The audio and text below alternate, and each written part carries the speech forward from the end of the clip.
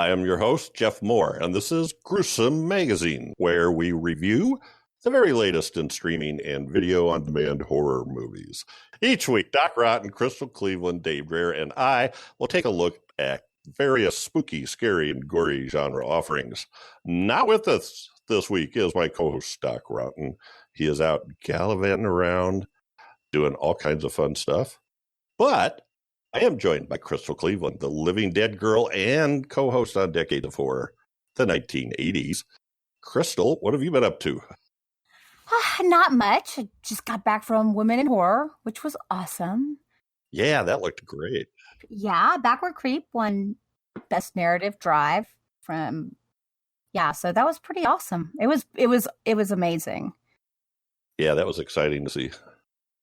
Yeah, so it was the first time I'd seen it as well. Yes, I know. Everyone's like, wait, you haven't seen it? No, that was the first time I saw it. So that was fun. And a lot of the other movies were really, really good. I was really impressed by the work that was coming out of there. Pretty amazing. Yeah, I think in general, doesn't it seem like film festivals, the quality is going up? Oh my gosh, yes. It's actually, honestly, like I enjoyed everything I saw, which is kind of shocking because, normally there's something you're like, ooh. Nope. It was all very, very good. I was really impressed. Well, also rounding out the crew is Dave Dreher, a guy who's not a stranger to conventions. How you doing, Dave? I'm doing good. I'm just sitting here watching this idiot try to walk across a volcano. What? I got the TV muted. There's some dude trying to tightrope across the volcano. Why? What the hell? I don't know. You need to turn it on and watch it while we do this. So when he falls off, we can all gasp at the same time. The remnants of the flying Walendas. Yeah, that's it. Yeah, I think that's who it is. It's the sun or whoever it is. Anyway, he's walking across a volcano. So how's your day? Better than my day was good, probably. and my feet aren't hot at all. So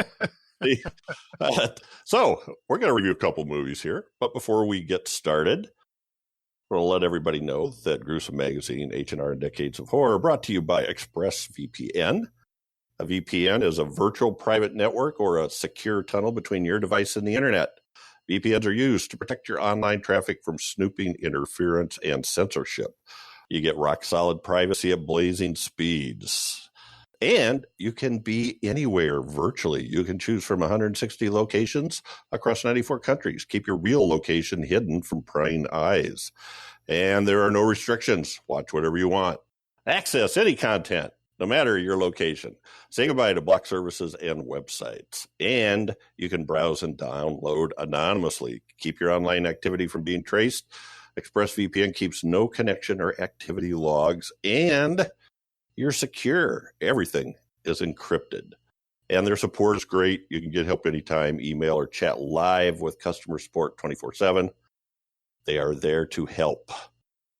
And you can get 15 months for the price of 12. And Dave and I actually are subscribed to this service.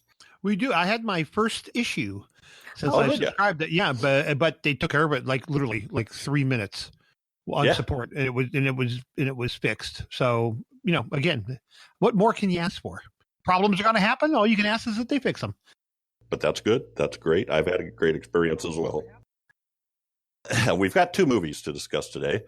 The first is one called Disappearance at Clifton Hill, and then we will do Girl on the Third Floor.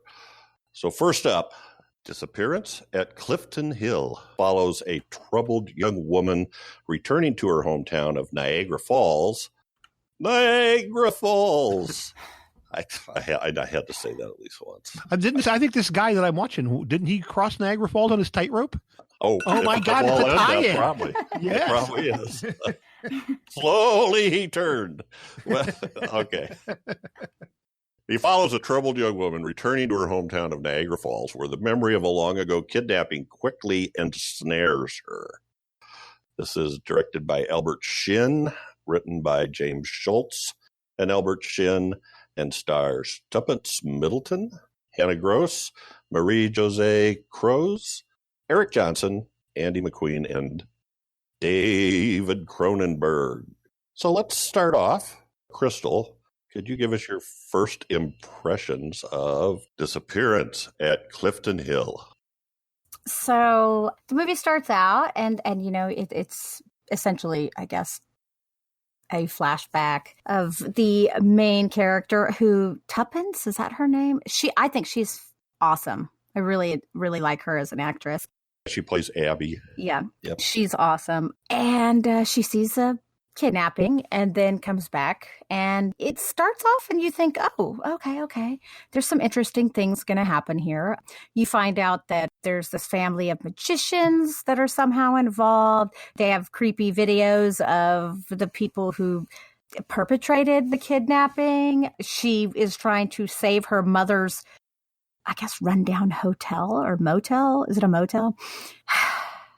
But even as much as I love David Cronenberg, when he came out of the water, oh God, I got so excited. I was like, oh my God. Because it seems like it's been forever since I've seen him. But he couldn't save this for me. It had the parts of, I guess it was trying to be like a in-color noir, because it just seemed like a crime film. And it was kind of boring like one traditionally is. But well, for one, as a horror lover, I would not call this a horror at all. But it had some good locations. I mean, I thought the restaurant that was the UFO was cool. Yeah, that's what I can say about it. It's just unfortunate. I think for people who like noir films and are interested in seeing one in color, they might find this appealing, perhaps. But the magnificent Mulan's creepy videos and David Cronenberg, apparently you can ask for more. Okay. And I love magicians. I've wanted to be a magician from the time I was a child and stuff. And they were not only magicians, but they were tiger tamers, lion tamers. So, I mean, I love that aspect of it, but it was still all rather boring. I mean, you didn't get to see the best parts of that. There was no real intrigue with the characters there. The best part was Abby, and it's more, instead of focusing on the crime, I guess they focus more on her, which is, I guess, kind of what it's meant to be about. I mean, she's not trusted. She's a pathological liar, and so of course they have reason not to trust her, but it just wasn't enough to keep me interested, unfortunately. Okay. And when you thought you found something out, it wasn't a revelation. It was just like, oh, okay, cool. Yeah. Well, okay. Dave Dreher, how about you? What's your first impression of Disappearance at Clifton Road? I'm kind of in the same camp with the lovely Miss Cleveland. I really found had a hard time keeping involved in this one. I did like the location. I liked the Niagara Falls location of the whole thing. Oh yeah, that's cool. That was really good.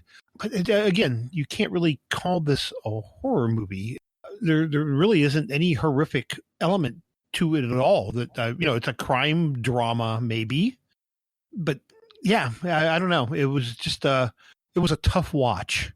David Cronenberg's involvement really didn't add anything. It just felt kind of out of place. And he was a scuba diving podcast host, conspiracy theorist. It was very strange, just odd. Again, none of it was particularly bad. It just really wasn't good. So it may appeal to some people. I don't know. I mean, it didn't have enough crime drama to hold your interest. The stuff that was kind of interesting, like her trying to keep her mom's hotel afloat and that whole thing that was going down, but they just kind of glance off of it a few times. They don't really use it for any purpose. I would have liked to know more about that and the mother's, involvement in things, and maybe a little bit more about obviously a bit of a dysfunctional family between the sisters. There was definitely some drama there that again was kind of glanced off of, but never really embraced. Just kind of come up feeling kind of empty. So yeah, it wasn't really my cup of tea. Kind of empty, but maybe some people will like it. I think I heard you say that. Well, I mean, yeah, I guess it just depends on what you're looking for. Again, when we go into these, I go in expecting to see a horror movie. I mean, we're right. And this wasn't that. And then when I seen David Cronenberg, I'm like, ooh, okay, all right, maybe there's some hope, because we get a little bit, when that girl wanders off and witnesses the kidnapping, and there's the kid with the the eye gouged out or whatever it was with the patch over his eye, and it's like, okay, starting to pick up a little bit, and then it just kind of goes. nothing really. I definitely think some people will like it. I mean, the cinematography is nice. There's good acting. I mean, it was a well-made movie and well acted. Mm-hmm. Yeah, but for horror lovers, there's no. not much there. I mean, there was just not enough there. I'm totally with you on the idea that it's not a horror movie. And in fact, IMDb lists it as drama, mystery, thriller. And I would go drama mystery, maybe. I would question thriller.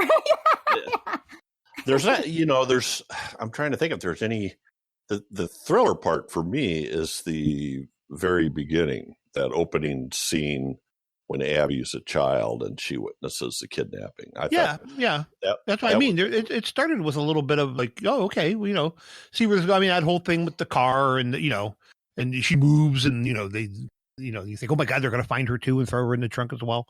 But it just, again, it just kind of glance off it. Nothing comes from it. So I may be one of those people that kind of liked it.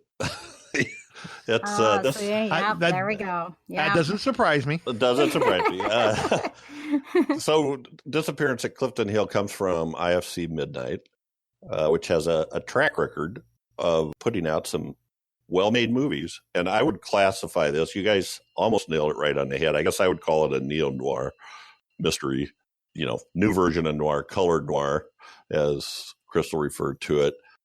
It's very strange for me because I liked it a lot, but at the same time I didn't like it. There was parts I really had problems with, but I kept going back and I watched it 3 times. Don't get excited, but I did watch it 3 times. At first, I found the music to be really annoying. It was a sort of improvised, free-form jazz that really dominated that opening scene with the family on the camping trip. But in hindsight, I think they were going with that up front in the opening scene to kind of set this mood and to emphasize the impact of that the events had on Abby. And I thought I wanted to mention her, the girl that played Abby as a little girl, is Mikaela Raden. I just thought she was phenomenal. She just did a great job of looking really petrified and scared and not knowing what to do, and just being sort of out of place in her environment. Especially there when they, after she's witnessed it and she hasn't told her parents or anybody, and then she sees that same car pull up like into the parking lot area, and that's what I mean. There was something there. Yeah, and they're saying, take a picture, and the whole family's looking at the camera and she's looking at the car, right? So anyway, yeah, I like that opening scene a lot. The music rubbed me the wrong way at first, but in the end, I kind of liked it, and I thought it was meant to create a feeling of unease and chaos and maybe even some fear. And I think, for me anyway, in the end, it worked. I think you guys mentioned this: good acting, good cinematography. I also like Tuppence Middleton as Abby a lot as well. And we also have this kind of weird, I guess I'd call them sort of quirky set of characters. I mean, Abby herself, and I sort of felt like there was more depth to her because I think her pathological lying had a lot to do with that, having that happen to her. And then when she told her parents, nobody did anything about it. I don't really see how that would happen, though. I mean, it seems that seems like a stretch. I think there's something wrong with her. Oh, I agree. But I think that's part wrong with you. Part of what's wrong with it and why. Because, I mean, telling someone something and them not believing you, the actual psychology of that would mean that someone usually doesn't tell stories after that. But instead, she does exactly the opposite. She gets wilder and wilder. Yeah. And I guess the way I looked at it was, maybe she could get someone to believe her at least. Yeah. Maybe that's what it was. Maybe even trying to get attention. But actually, she actually said, too, to protect herself. So I don't know what that was about. But anyway, we had these other weird characters. The Mulans are they're like cartoon caricatures of magicians. They were hilarious. I loved them. Bev Mall, the woman that was pushing her husband around, that was their assistant. Her husband was in a wheelchair. She was like almost a noir caricature. This evil woman that was, God, she was nasty. Anyway, so I kind of like the story, and I like how what you thought was happening kept changing. She would find something out and think that's what the thing is, and then it turned out that wasn't it. Pretty much all the way to the end, right? So I wouldn't recommend this to everybody, but I would recommend it to people that like sort of quirky noir type stuff, because that's really what it is. It's not a horror movie, but somehow I was attracted to it. So I don't really know why. I guess. Well, someone made it, so apparently they were looking for you. Well, looking for you. Well, and I think David Cronenberg's presence probably has more to do with it being a Canadian film than. Honestly, I was a little disappointed after I finished the movie, realizing he was in it. I'm not going to lie. I was like, oh, well. I liked him too, because it was hard to figure out where he was coming from. No, I love him. Oh my God. I cannot wait to meet him at Texas Frightmare. Let me tell you, that is like, but I mean, it wasn't bad. It was not, I cannot say this movie is bad. It's very quality. It's a quality film. I just think more people than not are not going to find it very entertaining. And I don't want people to think that they're going to go in for anything that is, it's not even weird. It's just not weird. And I like weird. I can deal with weird, like. I don't know. I thought some of it was weird. Oh, none of that was weird to me. I mean, I was like there when she was watching the magician videos, and I was like, that is so funny to me. The boy in the tiger costume, I was dead. Oh no! When the Magnificent Mulans she went to see them. That whole magic trick I thought was hilarious. That was weird. I thought really? They totally acted over the top. And have you been to a magician show? I have, but that was not. I'm like, I guess not. You go to see. Oh my God! Yeah, and then the scene. You remember David Copperfield looking at the camera? I mean, magicians are all over the top. Chris Angel, they're all over actors. They're probably actors that couldn't get work because they overdo it. The way the wife acted, and the way she went running up to the tiger and waving her hands, and it was just bizarre. It didn't really fit. That's what I thought. What do you think, Dave? I'm like, I was kind of nonplussed by them one way or the other. They seemed just kind of a little out of place. Yeah, I don't know. They didn't add to the movie, but they didn't really detract from it for me in any way, shape, or form. You could have taken that whole thing out, and I don't think it would have changed my opinion of the film. I will say that I was glad to find out that they didn't outright condone all this, or, it was an interesting little thing that happened there. And the ending was especially interesting. Right. Obviously. Well, there's the meeting they have in the diner across the street with Abby and the Mulans that I thought was maybe the most interesting. But once again, it didn't shock me. It didn't make. I was not surprised. Not really. No, it was kind of nothing. It was just really. Unfortunately, it's like I don't want to get more specific because I don't want to give anything away. Right. Yeah. No, me neither. Right. No. But the only thing that shocked me was the end. It was like, oh. The end is a twist because, what you think happened didn't happen the entire time. That is all. So I think I could say this about the discussion with the Mulans in the restaurant, in that each one of them gives her a different story, so that it's like a magic trick. It's like, here's the real one. Yeah, that's what they said. Here's the illusion. Mm-hmm. Well, I thought that was kind of neat.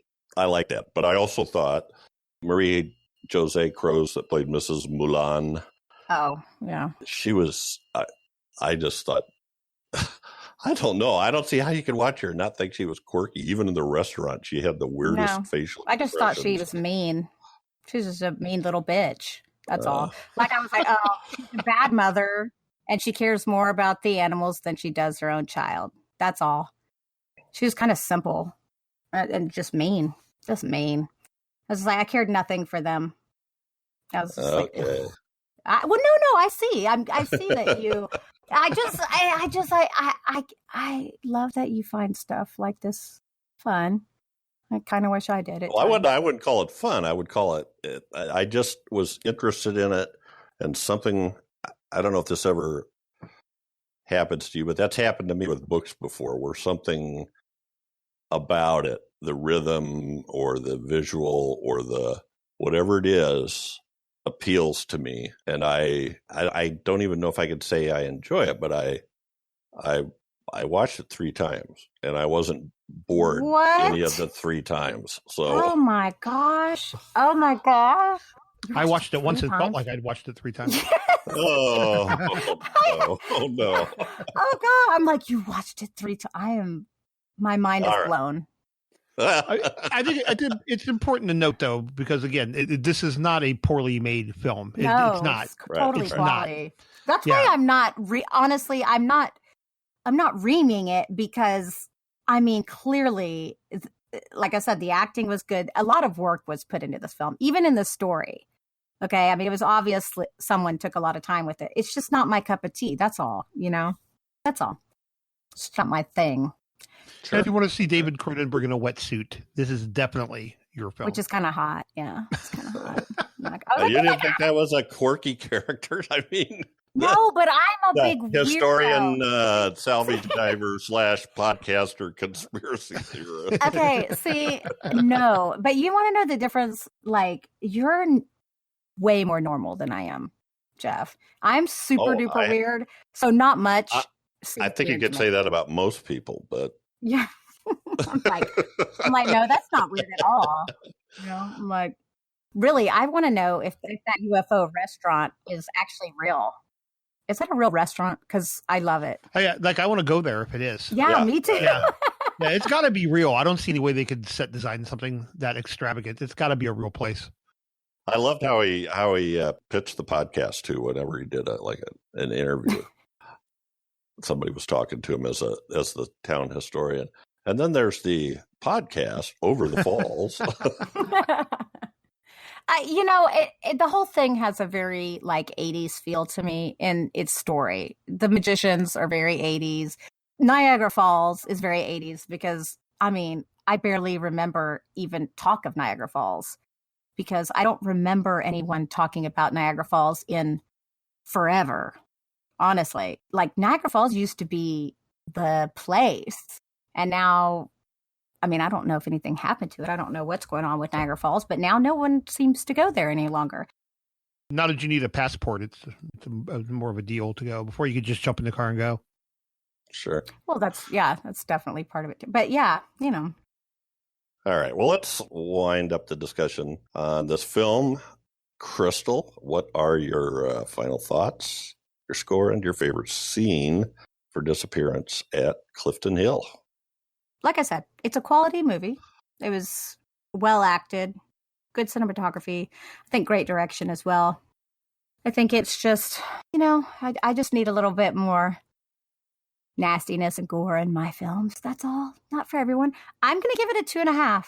And that's because it's quality, And my favorite scene is, I'm going to try to be as obscure as possible, and hopefully you'll get the reference, but I just feel like this was such an amazing scene with the 2 daughters, and it's basically Jane of the Desert.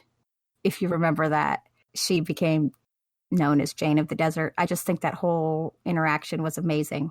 How she fooled all these people into believing so much that she was labeled Jane of the Desert. Okay. Because it was amazing what she was able to do. Right. She convinced all these people that that was cool. Yeah, she was a pathological liar, and she was pretty good at it. Pretty much right on the fly. All right. 2.5. That's not bad. No. Dave Dreher, what are your final thoughts, your score, and your favorite scene for Disappearance at Clifton Hill? Yep. Again, quality film. Can't argue that point. I really liked the locations. I liked the fact that it was shot in and around Niagara Falls. I loved the UFO restaurant place. That was awesome. Again, not a horror movie. So if you decide you're going to watch this, don't go in expecting to be terrified or horrified. Very much a character study. Well acted, just not my cup of tea. Not what I sat down to watch. So, but again, I hate to mirror Crystal too closely, but you got to kind of give it at least a 2.5 because it's put together very, very, very well. So I'm going to go to 2.5, and my favorite scene is going to be that opening scene we were already talking about, where she witnesses the abduction, because there was some true tension. Maybe borderline, some thriller going on there, maybe. Yeah. But that's about as thrilling and or terrifying as it gets. And it's not very much of either. So, but yeah, it's okay. Okay. It's okay.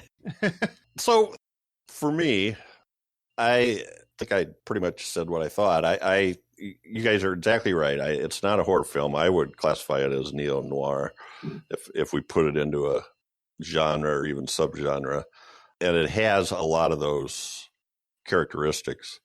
Again, I don't know why I enjoyed this as much as I did, because there are things about it that irritated me. I think we've talked about this before, where it seems like something's missing. It's just a little bit flat. But overall, I liked the feel, and I really liked the acting. Again, young Abby, Mikaela Raden, and Tuppence Middleton as adult Abby, I thought were great. And I love the scenes with the Mulans. And I'm going to give this a 3. And favorite scene, I'm going to say when Abby tricks Bev Mohl into going to the casino. And she goes into her motel room to search it and finds a startling discovery in the closet, which, I don't know, would have freaked me out. But anyway, that's my favorite scene. So, Disappearance at Clifton Hill, directed by Albert Shin, is in theaters and VOD since February 28th. So limited release, I believe, and should already be able to scout it out. Our next film is Girl on the Third Floor, which is available on Netflix. Don Koch tries to renovate a rundown mansion with a sordid history for his growing family, only to learn that the house has other plans, which is sort of true, but very minimal description. Writer-director is Travis Stevens. Cast includes CM Punk, billed as Phil Brooks, Trieste Kelly Dunn, and Sarah Brooks. So let's get into this. And Dave, I'll start with you this time. What are your first impressions of Girl on the Third Floor? Well, this is definitely much more of a horror film. Again, they didn't really reinvent the wheel with this one. The biggest thing I took away from this one, and it's really weird because this has kind of exploded online in the last couple of days since I watched this, was how much CM Punk reminded me of Bruce Campbell in the way he, we had discussed this off the show at length a little bit about a week ago. And just the way his facial expressions and his body reactions to some of the physical horror that was going on around him, it really reminded me of that. Now, all of a sudden, there's this whole thing online about how they want him to be the new Ash Williams, in the next Evil Dead franchise. And I can see why someone would say that. No, I don't think. I'm not saying I agree with it. I'm not saying I agree with it, but I'm just saying that I seen that when I was watching that. That's like what came into my mind. But anyway, getting back to the film itself, we've seen this movie 1,000 times. I mean, haunted house. The haunted house. Is it haunted? What's going on? I mean, it was a brothel apparently at one point, and there's somebody living in the walls or upstairs, or is there? They didn't do a bad job. They just didn't bring really anything new and exciting to the table on this. They didn't do anything that Sam Raimi hasn't already done. Their attempts at shocking horror, for me, kind of fell a little flat because, again, we kind of seen it all. It was just presented in a little bit of a different package, but it was the same old thing. So, yeah, my first thought was a little bit of an Evil Dead ripoff, kind of, in the way they presented the gags. The effects and stuff were pretty good. I mean, there's quite a bit of bloodletting in this. Mm-hmm. And it was presented well. A couple times I kind of went, ooh, ooh. Yeah, there we go.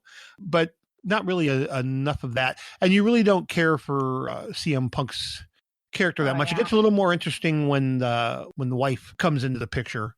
You know, things kind of pick up. And again, I don't want to give away too many spoilers, but things get a little more interesting at that point in time. At least it did for me.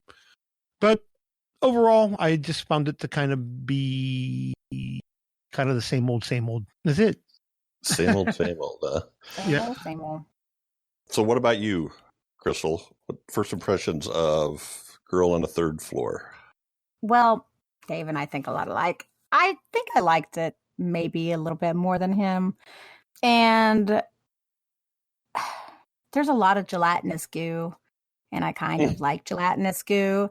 So I guess that kind of got me. And the fact that they, what did that mean? What do you think that meant? I mean, was the house? I think it was supposed to be like orgasming? ectoplasm. I think it. Well, yes. They did use it. Yes, they did use it, like in that sort of. Oh God, that actually makes. Well, when the one pool of gelatinous goo had a used condom in it, yeah. Yeah, well, that's what made me think. Okay, the house is having an orgasm, I guess. Yeah, isn't that so gross? But I thought that was really funny too. Okay, I can't lie. That was funny. I could hear you giggling.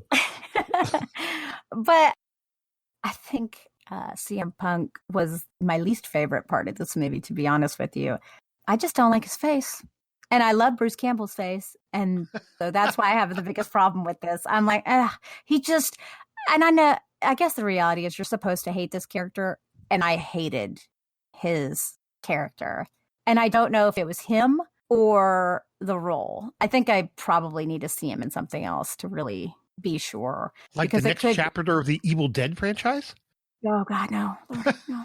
Unless he's going to play, what is it, like Nash? Actually, that would be fine. As long as he doesn't play Ash, I'm fine. But I think, so I know Dave mentioned he liked the effects. I would say the effects were hit or miss. There were some that I thought were incredibly effective, incredibly creepy. But then there were some, when he brought up his hand and it was supposed to be cut, it looked not great. There were some that just didn't look good. So that was interesting. I don't know if they had multiple special effects teams working on this. I would imagine. I don't know what their budget was, and I know how difficult it is, working with, a small budget. So you kind of have to allot for some of that, or sometimes you just have to scale back. They had a lot of gore, which was cool. I like the gore. I like the blood. I was never bored. And so that's really why I think I enjoyed the film. I enjoyed it. I enjoyed it because it was, a gory horror movie. The acting wasn't terrible, so much. And it had a lot to the story. Maybe there was a little too much there. But yeah, I mean, it was enjoyable for me. Like, was it great? Did it, like Dave said, no, it didn't break any ground. It didn't do anything new. But it was enjoyable. Yeah, it was fun. It was entertaining. It was entertaining. It was fun. Yeah, it was entertaining. I mean, I don't want to go too far to say fun, like Evil Dead. No. Okay. Fun. But, and it's not trying to be that, right? No. Nope. Yeah, it's your basic haunted house film. The house has a history that we find out little pieces of as we go along from the minister across the street, I guess. But yeah, it seemed to me like, and I got to reveal this, even though I'm dropping my opinion a little bit, but I had this on my honorable mention last year. But I had a really long list of honorable mentions, and the thing that I liked about it was I thought there was some stuff in there that threw me a little bit. I thought the one ghost was really creepy and really well done. The one with the mask? Yeah. that had, it was like a little bit of everything was out there on her face. And the impression is that someone had kept her locked up in a little room and had worked on her for a while until she died in the house and she was still occupying the house. So I thought this was really pretty well laid out in 3 acts. We had Don Koch, the husband, who is really, as you learn about him, he's kind of a despicable character. The first act is like you get to know him a little bit, right? And a little bit about the house. The second act is sort of the downfall of Don. Crap starts happening. People die. And the third act is when his wife shows up to surprise him. And then she starts to interact with the house.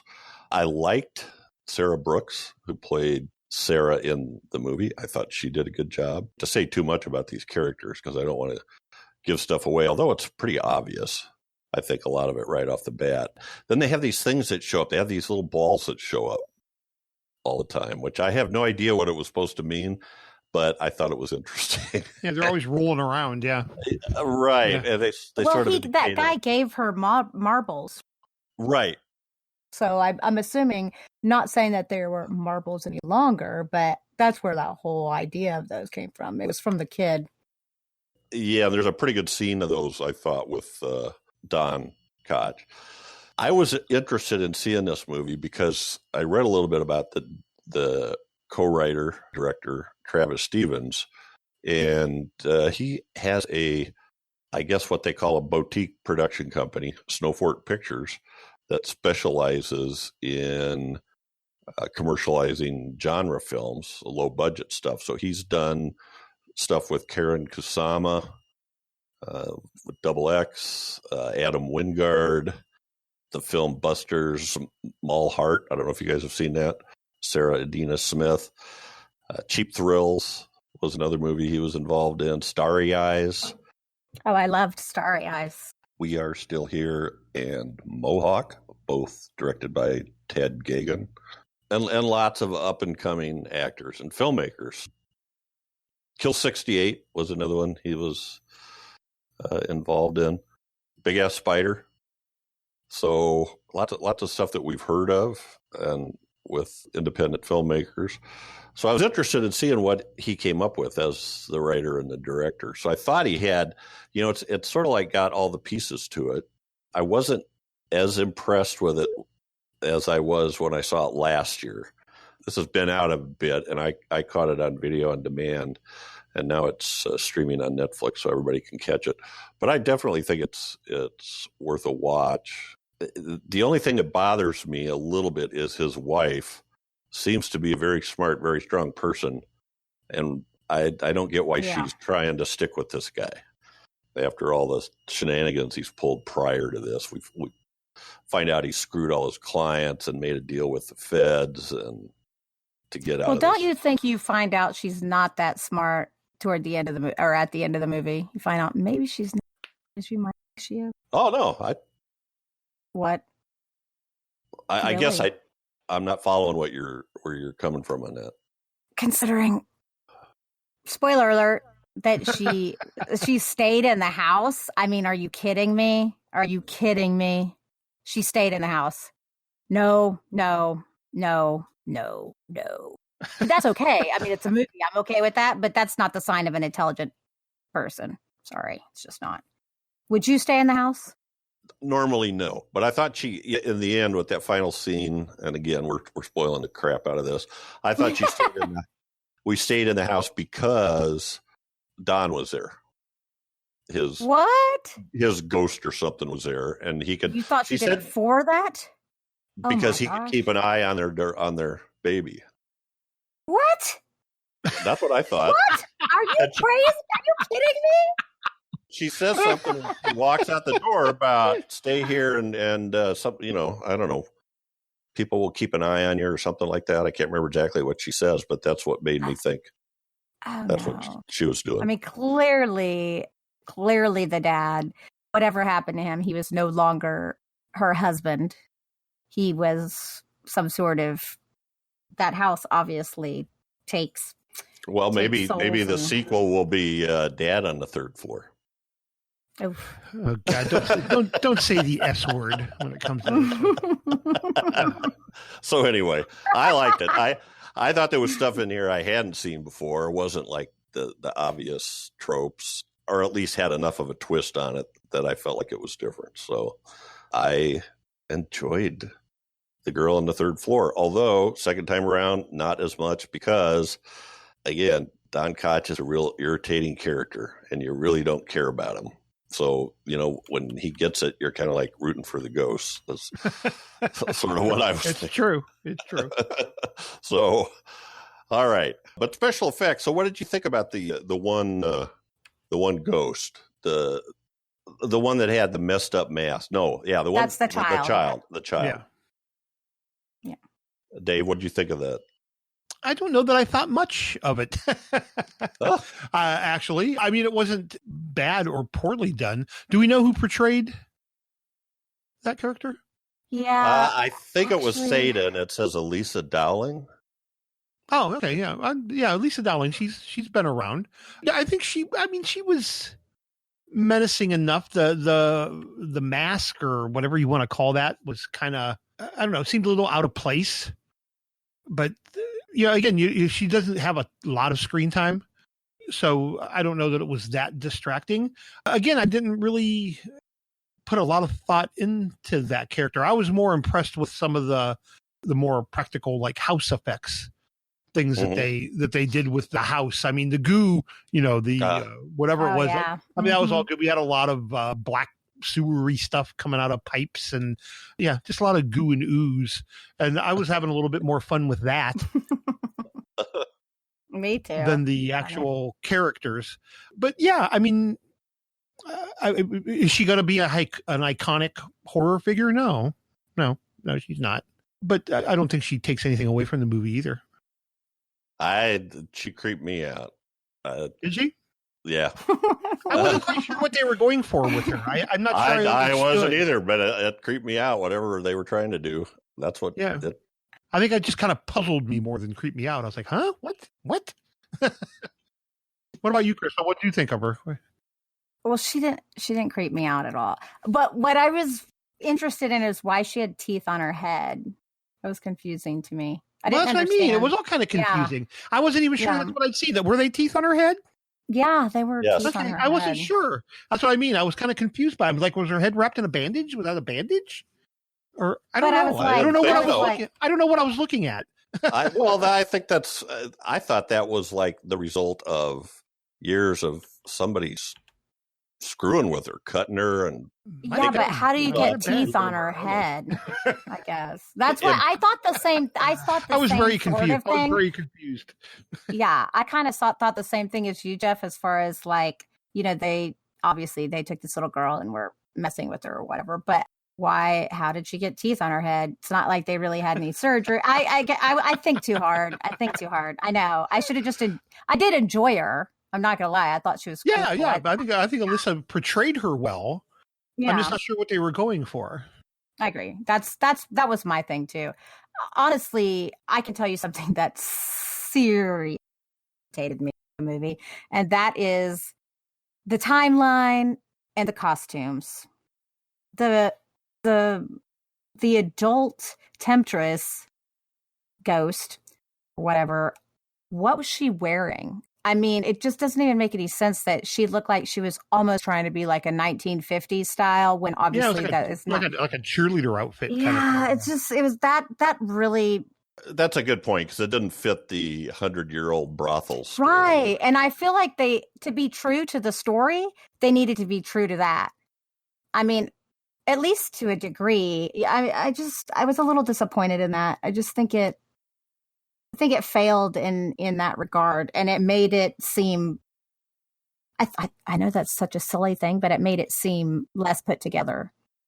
I guess what I was thinking when that she was trying to be teeny bopper cheerleader type clothes, but if she would have wore 100-year-old clothes. Yeah, wouldn't have been particularly sexy, I guess. She never would have been able to seduce him. So maybe he was seeing what he wanted to see, too. But 100-year-old clothes still in a whorehouse, I mean, maybe. Look what she was wearing when they did the flashbacks. She was, I mean, I don't know. I liked. I try to ignore that. I made a lot of allowances for that. It just kind of adds the confusion in the storyline, because I'm like, when she first showed up, I'm like, is this a neighbor girl? Who's this lady? Sure. I guess I didn't have a problem with that. To me, it was consistent that she was trying to appeal to him, but yet still be in the time frame. But that is not what someone of this time would wear, too. That's what I'm saying. It's like someone wanted to try to time place her, and they placed her out of time. Does anyone wear that? No. There's no. Speak for yourself. I'm wearing it right now. The costumer just did something. They did the wrong thing. That's all. It is. Just saying. Well, let's wind up this discussion. Dave. Yes. Final thoughts. Favorite scene and score on Girl on the Third Floor. Yeah, final thoughts is, if you have Netflix, you've already paid for it, so it's not costing you anything.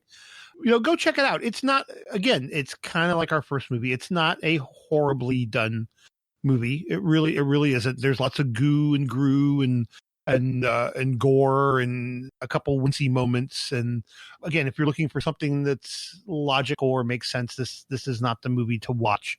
You got to kind of turn the brain off and just watch it for what it is. I'm going to give this one a 2.5 as well. The same as the Clifton Road. I don't know that this one is technically as well put together, but they do deliver on the gore, and so I appreciated that. Favorite scene, boy, you know what? I don't know that I actually have I guess I'm going to call this one favorite gag instead of favorite scene. And again, it's a really simple one, but I thought it was really effective because they're renovating this brothel. Well, they find out it's a brothel. Mm-hmm. And again, this is just a very simple, this is going back to Tom Savini 101 with the hands coming out of the wall in Day of the Dead. But he's made some holes with a sledgehammer, and you just see these black hands kind of like climb out like spiders and come out. It was just incredibly effective. I thought it looked really, really good. And they do a couple gags like that. So my vote's going to go for the practical effects guy who just kept it simple and painted some hands black and stuck them through a wall. Yeah, and I'm going to do the 2.5. Okie doke. Crystal, final thoughts, score, and favorite scene for Girl on the Third Floor. Well, like Dave said, it's on Netflix, so if you've got it, I recommend watching it. I'm going to give it a 3, a little bit higher than Dave. I liked it a little bit more. And my favorite scene is of a similar nature as his, but not from the same time. Mine is when he's tearing down a wall as well, but it's the heart in the wall. I just thought that was really effective. Good too. Yeah, I really liked it. I thought it was one of such a simple effect, but I think it was well done. That's mine. Okie doke. Again, I was interested in this because of Travis Stevens' involvement, and along with you guys, I thought it looked good. I was okay with the acting. I did not like the Don Koch character, but for the most part, I think CM Punk or Phil Brooks, however we want to refer to him, it does okay with that. I'm giving this a 3.25, and my favorite scene is Don gets some balls up the leg. Oh, yeah, that was pretty good. Yeah, that was pretty good. And more. Farther. More. All right. So our films this episode are Disappearance at Clifton Hill, directed by Albert Shin, already in theaters and on VOD, February 28th. And Girl on the Third Floor, written and directed by Travis Stevens. And that is currently available on Netflix. So check those out. If you want to help support Gruesome Magazine, you can share it with your friends. Let them know about the podcast. If you know other horror fans, send them a link or just tell them about it. Or if you want to, you could donate to our Patreon account. Go to our website, at gruesomemagazine.com and click on the Patreon button, which I believe is on the upper right. Crystal and Dave, thank you so much for being here with me. Well, thank you, Jeff. Thanks for having us. We had trouble getting this one in, but it is in. It's done. In the bag. Yeehaw. All right. Say goodnight, everybody. Good night. Good night.